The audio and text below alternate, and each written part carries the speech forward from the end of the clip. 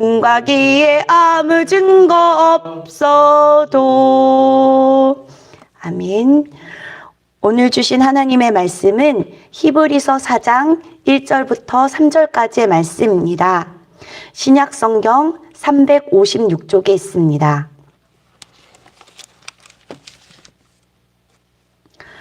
오늘 주신 하나님의 말씀은 히브리서 4장 1절부터 3절까지 말씀, 신약 성경 356쪽에 있습니다.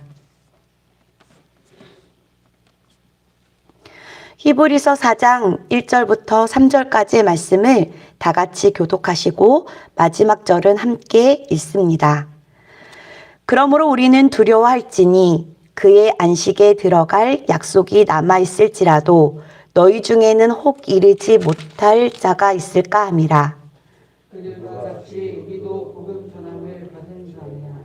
들은 바 그 말씀이 그들에게 유익하지 못한 것은 듣는 자가 믿음과 결부시키지 아니하더라. 이미 믿는 우리들은 저 안식에 들어가는도다. 그가 말씀하신 바와 같으니 내가 노하여 맹세하신 바와 같이 그들이 내 안식에 들어오지 못하리라 하셨다 하였으나 세상을 창조할 때부터 그 일이 이루어졌느니라.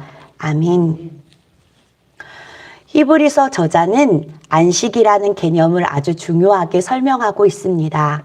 히브리서 기자가 설명하고 있는 안식은 무엇일까요? 애굽에서 노예 생활을 하던 이스라엘 백성에게 모세라는 하나님의 종이 말씀의 능력을 가지고 찾아왔고 애굽에 임한 10가지 재앙으로부터 건짐을 받고 애굽을 탈출하는 데 성공하였습니다. 이것은 너무나도 엄청난 일이 아닐 수 없습니다.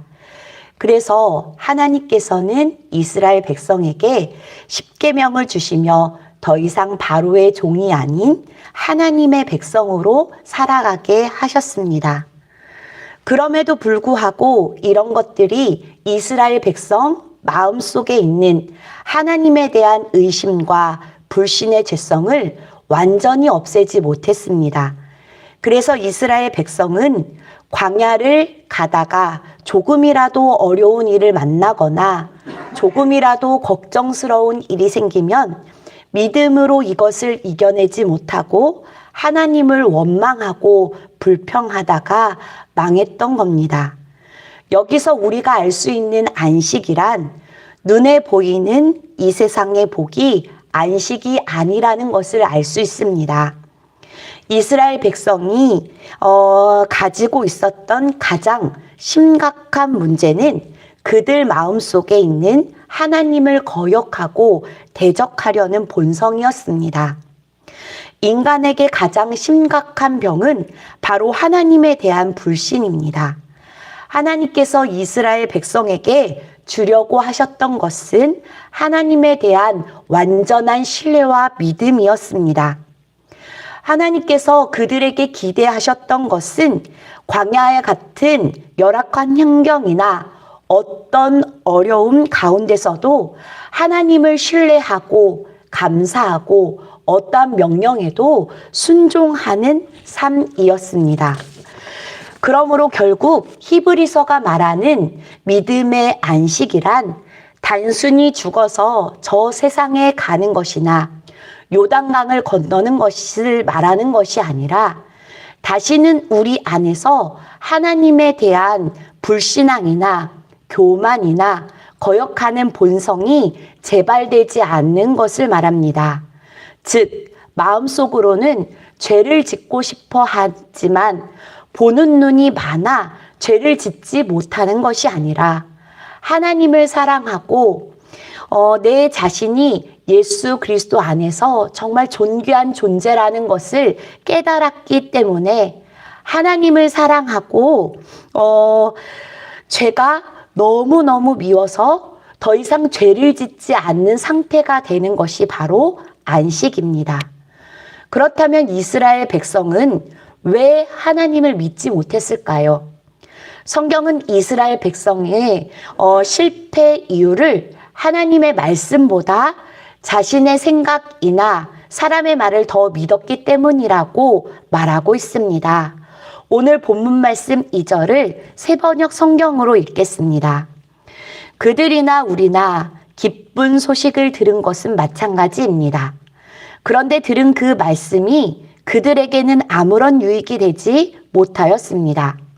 그들은 그 말씀을 듣고서도 그것을 믿음과 결합시키지 않았기 때문입니다. 이스라엘 백성은 인간 본성의 문제를 심각하게 고려하지 않고 어서 빨리 편하게 잘 살기만을 원했기 때문에 아무리 하나님의 말씀을 들어도 그들의 믿음과 결합시키지 못했습니다.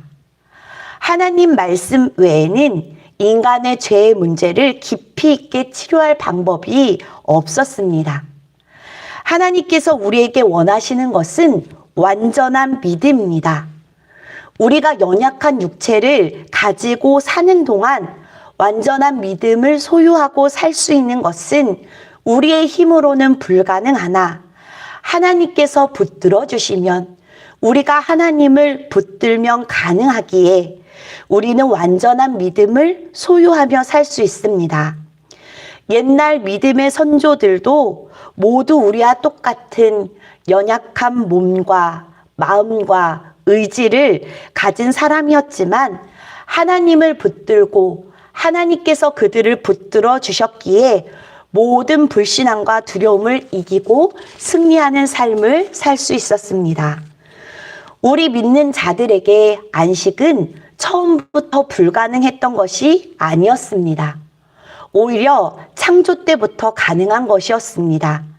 단지 인간이 하나님을 신뢰하지 않고 자기 자신의 머리와 힘을 믿을 때 안식이 깨어진 겁니다. 왜냐하면 우리의 안식은 하나님과의 바른 관계에서 나오며 하나님의 능력이 지속적으로 공급되어야만 가능하기 때문입니다.